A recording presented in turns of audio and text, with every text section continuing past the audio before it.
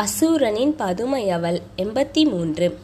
நான் தற்கொலை செய்து கொள்வேன் மாமா என்று நீலா அனல்விழியை மிரட்டியதும் அவள் கன்னத்தில் ஓங்கி அறைந்தான் அனல்விழி. அவன் அறைந்த தன் கன்னத்தை பிடித்து கொண்டு, எனக்கு தெரியும், இப்போது எல்லாம் உங்களுக்கு என்னை பிடிப்பதே இல்லை.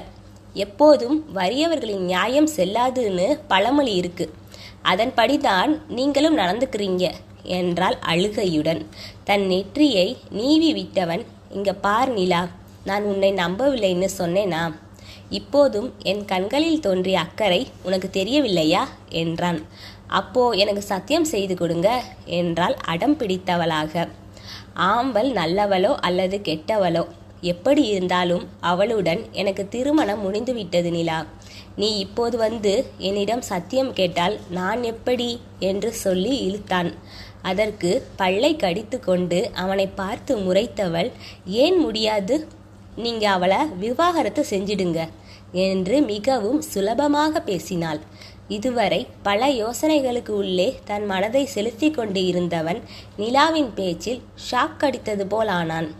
ஏற்கனவே தன்னை அனைவரும் ஏமாற்றிவிட்டதாக கோபம் கொண்டு தன் மனதை ஒருநிலைப்படுத்த முயன்று கொண்டிருந்தவனை தன் பேச்சை கேட்க வைக்க தந்திரமாக பேச ஆரம்பித்தாள் நிலா. நீங்க இப்படியெல்லாம் யோசிப்பீங்கன்னு நினைச்சுதான் இதை என் கையுடனே எடுத்து வந்தேன் என்று சொல்லி தன் கைப்பையில் கைவிட்டு ஏதோ ஒரு கோப்பை வெளியே எடுத்தாள். அந்த கோப்பை விரித்து அவன் முன்னால் நீட்டியவள், நான் கர்ப்பமாக இருக்கும்போது எடுத்த ரிப்போர்ட் தான் இது.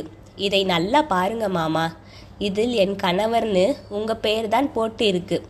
அப்படியும் என் மீது நம்பிக்கை இல்லை என்றால் இதோ இதை பாருங்கள் என்று சொல்லி தன் அலைபேசியை அவனிடம் நீட்டினாள். அதில் அனல்விழி நிலாவை பாதுகாப்பாக அணைத்தபடி மருத்துவமனைக்கு உள்ளே நுழையும் காட்சி ஓடிக்கொண்டிருந்தது. அதுபோல் இன்னும் சில காட்சிகளும் இருந்தன. அனல்விழிக்கு இது தாண்டானா என்று அவன் கண்களாலேயே நம்ப முடியவில்லை. நிலா காட்டிய ஆதாரத்தை எல்லாம் பார்ப்பவர்களுக்கு அவள் சொல்வதை நம்பத்தான் தோன்றும். அதே போல்தான் அனல்விழிக்கும் தோன்றியது. பாருங்க மாமா, நம் சந்தோஷமான கண்களை எல்லாம் பாருங்க. உங்கள் முகத்திலும் என் முகத்திலும் எவ்வளவு சந்தோஷம் இருக்குதுன்னு பாருங்க. ஆனால் இது எல்லாத்தையும் ஒன்றும் இல்லாதது போல் செய்துவிட்டால் அந்த ஆம்பல். எனக்கு அவ்வளவு ஆத்திரம் வருது மாமா. என் வாழ்க்கையை அழித்தவளை நான் அழிக்காமல் விடமாட்டேன் மாமா என்று சூளுரைத்தாள். நிலா, அமைதியாயிரு. உனக்காக நான் எதுவும் செய்ய தயாராயிருக்கிறேன். அன்றே என் நண்பன் ஒருவன் உன் மனைவி நிலாதானே என்று என்கிட்ட வந்து கேட்டான். எனக்கு அப்போதே ஆம்பலின் மீது சந்தேகம் வந்துவிட்டது என்றதும் அவள் முகத்தின் வெற்றியின் சாயல். இவ்வளவு நாட்களா ஆம்பலின் கைப்பாவையா நான் இருந்துள்ளதை நினைச்சு என் உள்ளம் கொதிக்குது நிலா. உனக்காக அவளை நான் பழிவாங்குறேன் என்றான் உதடு துடிக்க. தன் நடிப்பை நினைத்து தன்னைத்தானே மனதினுள் பாராட்டி கொண்ட நிலா, மாமா, நான் உங்களிடம் கேட்ட சத்தியம் என்ன ஆனது என்று அவனுக்கு ஞாபகப்படுத்தினாள். நான் உனக்கு சத்தியம் செய்கிறேன் நிலா. ஆம்பலை நான் நிச்சயமா விவாகரத்து செய்துவிட்டு அடுத்த முகூர்த்தத்திலேயே உனக்கு தாலி கட்டுறேன். இப்போது தயவு செஞ்சு என்னுடன் மருத்துவமனைக்கு வா. உன் காயத்தில் இன்னும் ரத்தம் வழிஞ்சுக்கிட்டே தான் இருக்குது என்றான். அவன் சொன்னதை கேட்டு அதிக மகிழ்ச்சியில் அவனை கழுத்தோடு அணைத்து கொண்டவள், எனக்கு இப்போதுதான் உயிரே வருது மாமா, வாங்க போகலாம் என்று அவன் கையோடு தன் கைகளை கோர்த்து வெளியே சென்றாள். உள்ளே செல்லும்போது ஸ்டெல்லாவாக சென்றவள் வெளியே வரும்போது நிலாவாக வருவதை பார்த்து அதிர்ச்சி அடைந்த அனல்விழியின் பிஏ எதனால் ஆதி அவ்வாறு வெளியே வந்தான் என்பதை ஒருவாறாக உணர்ந்து கொண்டார். உடனே இந்த தகவலை ஆம்பலுக்கு அலைபேசி மூலம் பகிர்ந்தார். இங்கு அனல்விழி வீட்டில் நடுக்கூடத்திற்கு வந்த ஆதி அங்கு அமர்ந்திருந்த அழகியிடம், சிட்டி ஹாஸ்பிட்டலில் உள்ள ஒரு பெண் மருத்துவரிடம்தான் சிகிச்சை பெற்று இருக்கின்றாள், நாம் அவரிடம் சென்று கேட்கலாம் என்றான். அழகி அமைதியாக இருப்பதை பார்த்து அவள் முன் வந்து நின்று அவளை சுடக்கிட்டு அழைத்தவன், இன்னும் என்ன யோசிச்சுக்கிட்டு இருக்க அழகி என்று கேட்டான். நீ பார்க்கும்போது எவ்வாறு அவள் அண்ணனின் அறையில் இருந்தாள் என்பதை தான் யோசிச்சுக்கிட்டு இருக்கேன் ஆதி என்றாள் யோசனையுடன். ஒருவேளை அவள் வெளியே இருந்து அண்ணன் அறையை கண்டுபிடித்து பைப் மூலம் ஏறி வந்திருக்கலாம் இல்லையா என்று சொல்லிக்கொண்டே இருக்கையில் அமர்ந்தான் ஆதி. அதற்கு அவனை பார்த்து முறைத்தவள், அவள் என்ன ஸ்பைடர்மேனா?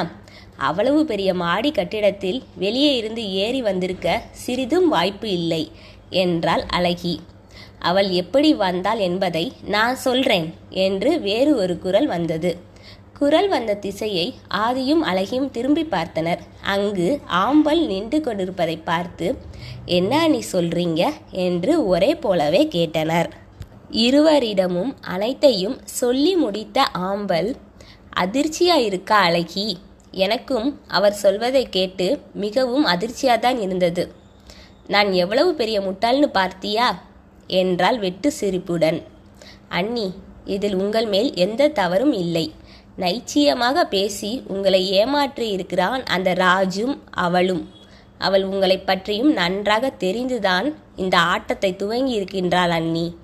அவர்கள் மேல் பரிதாபம் வருவது போல் பேசி நடித்து இருக்கிறாங்க. ஆனால் இவளுடன் ராஜுக்கு எப்படி பழக்கமானது என்றால் குழம்பியவளாக.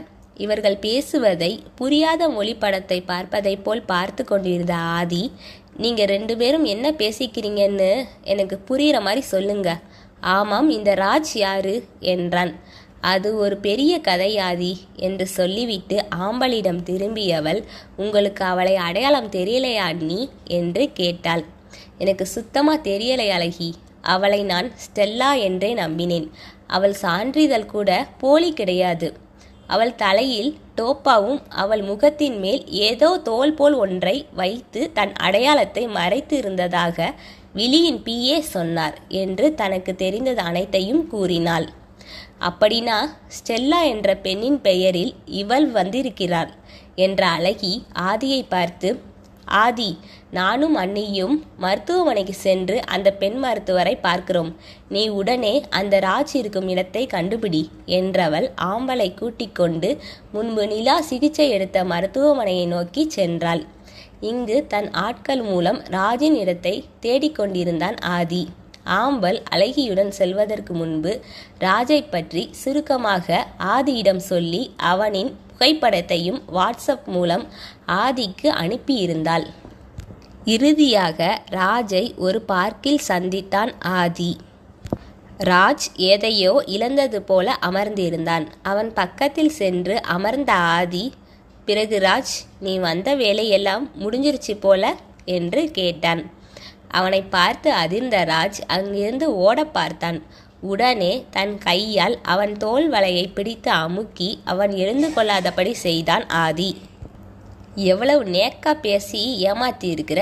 சரி சொல்லு, நிலாவுக்கும் உனக்கும் என்ன சம்பந்தம் என்றான் முகத்தை கடுகடுவென்று வைத்து கொண்டு.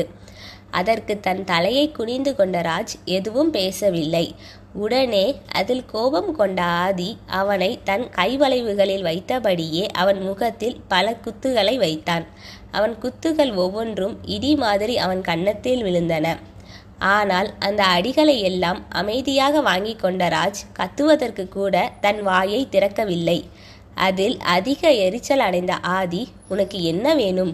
உனக்கு நான் என்ன செய்தால் நீ நிலாவை பற்றி என்னிடம் சொல்லுவ என்றான் பல்லை கடித்து கொண்டு. நீ என்னை என்ன செய்தாலும், ஏன் என்னை கொன்றே போட்டாலும் பரவாயில்லை, நிலாவை பற்றி நான் வாய் திறக்க மாட்டேன் என்று ஆதியை நேர்பார்வை பார்த்தபடி கூறினான் ராஜ்.